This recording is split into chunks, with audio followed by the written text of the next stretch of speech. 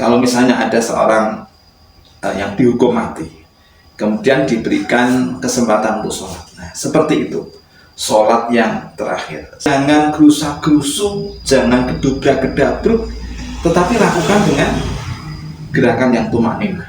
Ketika seseorang sedang marah dan tidak bisa mengendalikan dirinya, maka dia kemudian misalnya dia memaki orang, menghina orang, akhirnya dia menyesal karena orang yang dia hina itu melaporkan kepada pihak yang berwajib.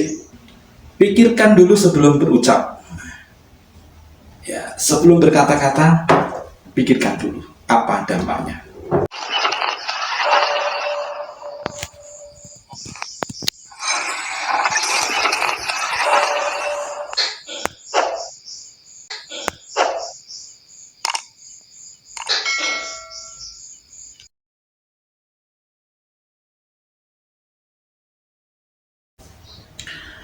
Assalamualaikum warahmatullahi wabarakatuh. Innal hamdalillah nahmaduhu wa nasta'inuhu wa nastaghfiruhu wa na'udzu billahi min syururi anfusina wa min sayyiati a'malina may yahdihillahu fala mudhillalah wa may yudlil fala hadiyalah. Asyhadu an la ilaha illallah wa asyhadu anna Muhammadan abduhu wa rasuluh. Allahumma salli ala Muhammad wa ala alihi Muhammad. Amma ba'd. Jamaah, sahabat-sahabat rahimani wa rahimakumullah. Puji syukur alhamdulillah kita bisa ketemu kembali dalam keadaan sehat walafiat, dalam keadaan iman dan Islam, dan kita masih diberikan kesehatan, umur, sehingga dapat menjalankan aktivitas-aktivitas. Semoga aktivitas-aktivitas yang kita lakukan di sisa umur kita ini adalah aktivitas yang membawa kepada ketakwaan kita kepada Allah Subhanahu wa Ta'ala. Jangan sampai umur yang ada, yang tersisa justru digunakan untuk bermaksiat kepada Allah, atau bahkan hanya sekedar melakukan aktivitas-aktivitas yang logho. Logho itu apa? Logho itu sebetulnya bukan maksiat, tetapi tidak ada manfaatnya. Kegiatan-kegiatan yang tidak ada nilai ibadah, tidak ada nilai ketakwaan kepada Allah Subhanahu wa Ta'ala. Karena kita semuanya nanti akan merasa rugi ketika di akhirat nanti, apabila terlalu banyak waktu yang terbuang percuma, tidak dimanfaatkan untuk beribadah kepada Allah Subhanahu wa Ta'ala. Sekecil apapun, mari waktu itu kita isi dengan ketakwaan, berzikir, kemudian juga berdoa. Misalnya ketika kita mendengar suara azan, kemudian kita mengiringi atau menirukan lafal-lafal azan. Kemudian setelah itu kita berdoa setelah azan. Demikian juga ketika kita berjalan, selalu mengingat Allah, selalu berzikir kepada Allah Subhanahu wa Ta'ala. Dan ketika berbicara, selalu diberikan penekanan bahwa itu adalah atas kuasa Allah. Ketika melihat sesuatu yang menyenangkan, kita ucapkan alhamdulillah, alhamdulillahilladzi bi ni'matihi tatimmus sholihat misalnya. Demikian seterusnya. Salawat dan salam senantiasa kita haturkan untuk junjungan kita Nabi Muhammad, Rasul terakhir, panutan kita, orang yang kita hormati, yang kita nantikan syafaatnya besok di yaumul qiyamah. Demikian juga semoga keselamatan ini juga dilimpahkan untuk istri-istri beliau yang sangat setia, yang membantu beliau di dalam suka dan duka, berdakwah, menyebarkan agama Islam, sehingga kita yang berada di jauh dari pusatnya yaitu Makkah dan Madinah bisa ikut merasakan nikmatnya dinul Islam ini. Dan ini semuanya adalah salah satu dukungan dari para istri beliau. Kesejahteraan juga semoga dilimpahkan pada putra dan putri beliau, dan juga para sahabat-sahabat beliau, serta para pengikutnya sampai yaumul kiamah, sehingga kita ini juga termasuk orang yang mendapatkan keselamatan ini. Amin ya rabbal alamin. Sahabat-sahabat rahimani wa rahimakumullah, salah satu hal yang baik di dalam agama Islam itu adalah tawasau bil haq, tawasau bis sabr, yaitu nasihat menasihati.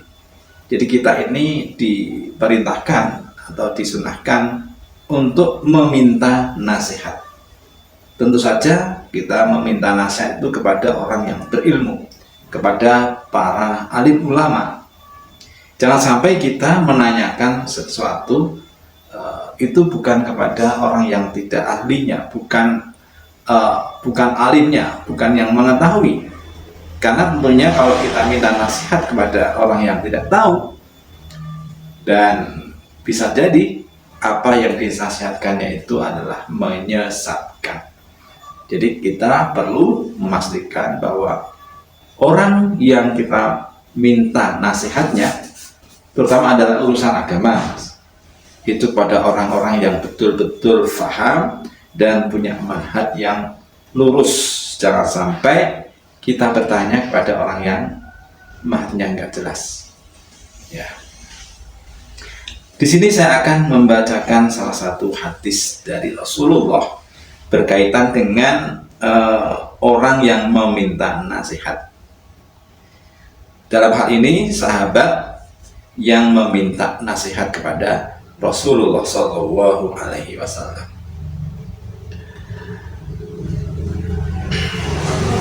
Abi Ayyub Al-Ansari radhiyallahu anhu anna rajulan jaa ilan nabiyyu sallallahu alaihi wasallam faqalu idni wa audiz wa fi riwayati alimni wa audiz faqala alaihi salatu wassalam idza kumta fi sholatika fasalli sholata muwaddi' wala takallam bikalamin tak tadiru minhu ghadan wa ajmi'il ya'sa mimma fi yadayin nas. Dari Abu Ayyub Al-Ansari radhiyallahu anhu, ada seorang laki-laki yang datang kepada Nabi Shallallahu Alaihi Wasallam. Kemudian laki-laki tersebut berkata, "Ya Rasulullah, nasihatilah aku dengan singkat." Dalam riwayat yang lain, laki-laki itu berkata, "Ajarilah aku sesuatu yang ringkas." Kemudian Rasulullah Shallallahu Alaihi Wasallam bersabda, "Apabila engkau berdiri untuk melaksanakan sholat, maka sholatlah seolah-olah Anda akan berpisah dengan dunia ini." Kemudian dilanjutkan oleh Rasulullah, "Janganlah Anda mengucapkan sesuatu ucapan yang mendatangkan penyesalan di esok hari, terutama atau pada hari kiamat, dan berputus asalah dari apa-apa yang dimiliki oleh manusia, atau tidak berharap pemberian mereka." Hadis riwayat Ahmad dan Ibnu Majah. Sahabat-sahabat rahimani wa rahimakumullah, jadi dalam hadis ini ada 3 wasiat atau ada 3 nasihat dari Rasulullah Shallallahu Alaihi Wasallam, dan dalam kesempatan kali ini kita akan sedikit panjang lebar berkenaan dengan nasihat Rasulullah Shallallahu Alaihi Wasallam, karena meskipun sangat ringkas Ini merupakan nasihat yang sangat penting, dan bila kita lakukan, insya Allah kita akan mendapatkan keselamatan di dunia maupun di akhirat. Nasihat yang pertama dari Rasulullah SAW, yakni idza kumta fi sholatika fasolli sholata muwaddi'. Ketika engkau berdiri untuk sholat, maka sholatlah seolah-olah engkau akan berpisah dengan dunia ini. Artinya engkau akan meninggal. Seolah-olah. Jadi dalam pemikiran kita itu hendaknya ketika kita sholat itu adalah sholat yang terakhir. Kalau misalnya ada seorang yang dihukum mati, kemudian diberikan kesempatan untuk sholat, nah seperti itu, sholat yang terakhir. Kenapa? Karena dia tahu kalau setelah selesai sholat itu maka dia akan dihukum. Di sini artinya apa, sahabat-sahabat rahimani wa rahimakumullah? Artinya kita di dalam melakukan sholat itu hendaknya melakukannya dengan khusyuk, dengan sungguh-sungguh. Jangan gerusak-gerusuk, jangan gedobrak-gedabruk, tetapi lakukan dengan gerakan yang tumakninah, bacaan-bacaan yang sempurna, yang lengkap. Intinya lakukan sholat sebaik mungkin. Kenapa? Karena kita seolah-olah akan meninggal dunia setelah selesai sholat ini. Tentunya kita akan mempersembahkan sholat yang terbaik untuk Allah Subhanahu wa Ta'ala. Sahabat-sahabat rahimani wa rahimakumullah, sering kita menyaksikan orang-orang yang melakukan sholat itu tidak sempurna, terutama pada bagian rukuk, sujud, iktidal. Ya, rukuk, iktidal, sujud itu tidak sempurna. Kebanyakan tidak sempurna adalah pada tumakninahnya. Artinya ketika rukuk, mereka itu rukuk belum betul-betul rukuk, mereka sudah bergerak menuju iktidal. Kemudian belum benar-benar berdiri dan belum berhenti berdirinya, mereka sudah bergerak menuju sujud. Dan ketika sujud belum betul-betul berhenti untuk sujud, mereka sudah mengangkat kepalanya. Dikatakan Rasulullah, orang yang sholat yang seperti ini adalah orang yang kecurian sholatnya. Sholatnya dicuri dari tumakninahnya. Dan dikatakan orang yang sujud demikian itu seperti ayam yang mematok makanan. Jadi hanya maktul. Tetapi mari kita melakukan gerakan-gerakan sholat yang sempurna. Ketika takbir, mengangkat tangan, ya dengan sempurna. Ucapan Allahu Akbar pada takbiratul ihram itu juga yang sempurna. Membaca surat Al-Fatihah, membaca doa rukuk, ataupun zikir-zikirnya, rukuk, sujud, iktidal, tahiyat, semuanya dilakukan dengan sempurna. Dan tentunya doa-doa yang ingin dipanjatkan ketika sholat itu. Nah, ini wasiat yang pertama dari Rasulullah SAW. Berkali-kali saya mengingatkan diri saya sendiri dan juga teman-teman semuanya, sahabat-sahabat rahmani wa rahimakumullah, masalah sholat ini jangan sampai disepelekan, ya. Kaum laki-laki seperti saya dan Anda semuanya yang laki-laki itu harus menanamkan, memaksa diri untuk sholat jamaah di masjid, ya. Ini berkali-kali saya ingatkan. Semoga ini kita menjadi dimudahkan oleh Allah Subhanahu wa Ta'ala untuk istiqomah menjalankan sholat jamaah di masjid.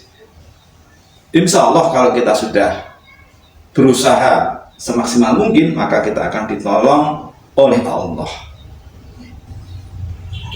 Kemudian yang kedua, Wasiat dari Rasulullah Shallallahu Alaihi Wasallam yaitu berkaitan dengan lisan. Wala takallam bikalamin ta'tadiru minhu ghadan. Ini berkaitan dengan lisan. Ya. Janganlah engkau mengucapkan sesuatu yang akan membuatmu menyesal di hari kemudian, yaitu terutama di hari kiamat. Dan bahkan kadang-kadang penyesalan dari ucapan itu sudah terasa di dunia ini. Ketika seseorang sedang marah dan tidak bisa mengendalikan dirinya, maka dia kemudian misalnya dia memaki orang, menghina orang, akhirnya dia menyesal karena orang yang dia hina itu melaporkan kepada pihak yang berwajib. Nah, ini salah satu penyesalan di dunia. Atau bahkan ketika kita sedang marah kepada anak kita, kepada teman-teman kita mengucapkan kata-kata yang baik, kata-kata yang tidak baik, sehingga menyebabkan anak kita ataupun orang-orang di sekitar kita menjadi tersinggung, dan ini menjadi penyesalan kita semuanya. Ketika kita hidup bertetangga, meskipun tetangga itu mungkin merugikan kita, tetapi hendaknya kita menjaga lisan dari menyakiti hatinya. Sebagai contoh, misalnya ada tetangga membuang sampah di halaman rumah kita, maka bagaimana kita menegur tetangga tersebut? Jangan sampai teguran ini justru menjadi bumerang, nanti tetangga itu jauh dengan kita.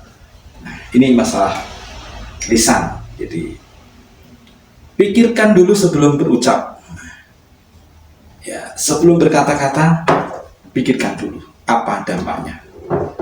Dan termasuk pada saat ini ketika kita sudah berada di dunia sosmed, kita memegang HP, ya, kita membuat konten yang kadang-kadang ketika membuat kita emosional, dan ternyata itu membuat sakit hati orang lain, dan kita menjadi menyesal karena tidak sedikit dari akibat konten yang dibuatnya itu menjadikan kesengsaraan dirinya.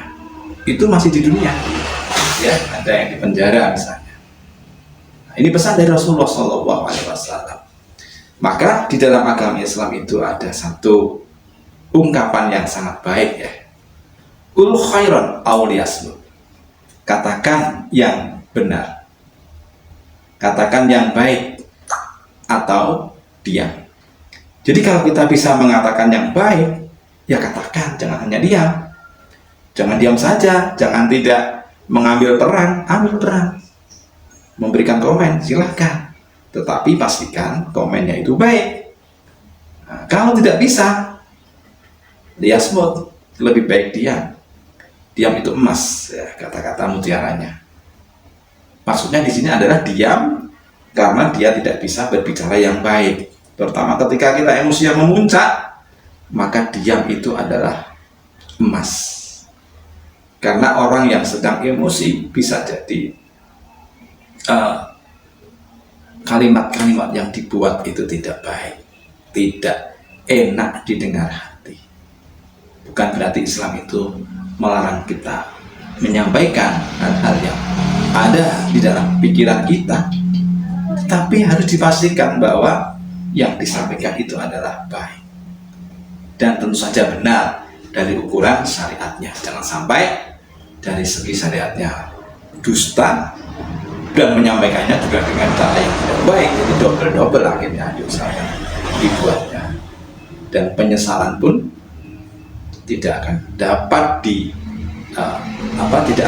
dikembalikan lagi. Ibarat nasi sudah menjadi bubur, kalau sudah terjadi demikian, ya yang hanya yang bisa dilakukan adalah hanya dengan beristighfar kepada Allah dan meminta maaf kepada orang yang mungkin kita gunjingi atau kita hina, yang kita maki-maki dan sebagainya. Dan apabila hal ini terjadi pada diri kita, itu dengan meminta maaf, apapun hasilnya, mungkin kita menjadi rendah di mata mereka, ataupun justru kita juga mendapatkan suatu tindakan yang tidak menyenangkan, ya kita harus terima itu semuanya. Lebih baik menderita di dunia daripada nanti di akhirat kita jauh lebih menderita dan penyesalan itu semakin besar. Itu sahabat-sahabat rahmani wa rahmatullah. Kemudian nasihat yang ketiga yaitu wa ajmi'il ya'sa mimma fi yadayin nas, yaitu janganlah kita ini mengharap-harap, berpikiran untuk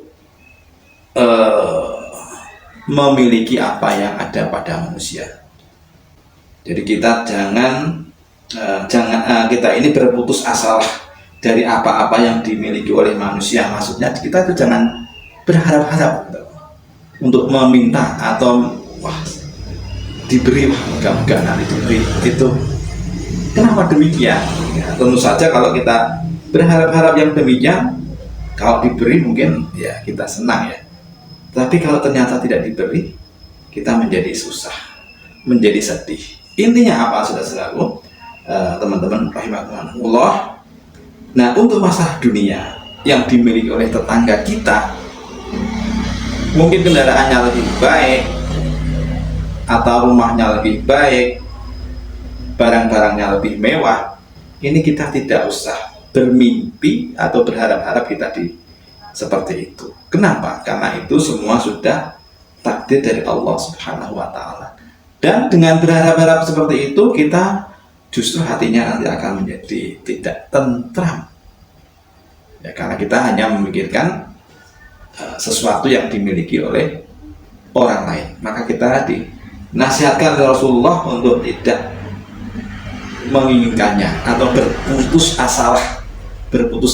Maksudnya ini nggak usah ngarep dari pemberian orang atau dari apa-apa yang dimiliki oleh orang lain. Masalah dunia, masalah rezeki itu semua sudah ditakdirkan oleh Allah, ditakar oleh Allah. Ini bukan berarti kita kemudian Rasulullah itu membangun sifat pesimistis, bukan. Ini namanya sifat qanaah, ya, menerima apa yang ada pada dirinya sendiri dan tidak bersifat rakus dari pemberian orang lain. Nah, demikian sahabat-sahabat rahimani wa rahimakumullah. Jadi ada 3 wasiat yang mungkin selama ini ada dari sahabat-sahabat nih belum tahu ya. Mari kita amalkan. Yang pertama yaitu ketika sholat dengan khusyuk, dengan tumakninah, sempurna, seakan-akan seolah-olah kita bayangkan bahwa setelah sholat kita akan berpisah dengan dunia ini, atau ini sholat yang terakhir. Tentu ini perlu latihan ya, sangat sulit ya. Kalau sholat yang seperti ini mungkin ketika pikiran kita nanti setelah sholat saya mau ini, mau itu, ini. Sehingga yang kita pikirkan ketika sholat pun belum selesai sholat itu kita sudah berpikir setelah ini, setelah itu begitu. Sehingga menyebabkan hati kita kurang khusyuk ketika sholat itu awalnya dengan ya terutama ketika sholat sendiri ya, itu jangan tergesa-gesa ketika mengangkat takbir. Jadi bersihkan hati dulu bahwa kita hadir di hadapan Allah Subhanahu wa Ta'ala. Kemudian yang kedua yaitu berkaitan dengan ucapan lisan ya. Jangan berbicara yang nanti bisa menyebabkan kita menyesal, terutama penyesalan di akhirat. Penyesalan yang sangat besar. Tidak ada lagi kesempatan kalau udah di akhirat tuh mau minta maaf, mau nebus kesalahan, nebus dosa sudah tidak bisa. Karena meminta maaf, menebus dosa itu hanya bisa dilakukan di dunia ini. Oleh karena itu, kalau selama ini kita sering menyakiti hati tetangga anak-anak kita, istri kita, atau siapapun teman-teman kita, ya kita minta maaf pada mereka. Karena itu urusannya. Kalau di dunia ini kita sudah meminta maaf, insya Allah Allah nanti akan meringankan kesalahan kita di akhirat. Masalahnya adalah kita dimaafkan atau tidak, itu urusan lain. Yang paling penting kita itu sudah meminta maaf kepada teman-teman kita itu atau saudara-saudara kita itu. Kemudian yang ketiga, yaitu kita diperintahkan oleh Rasulullah untuk berputus asa dari apa yang dimiliki oleh orang lain.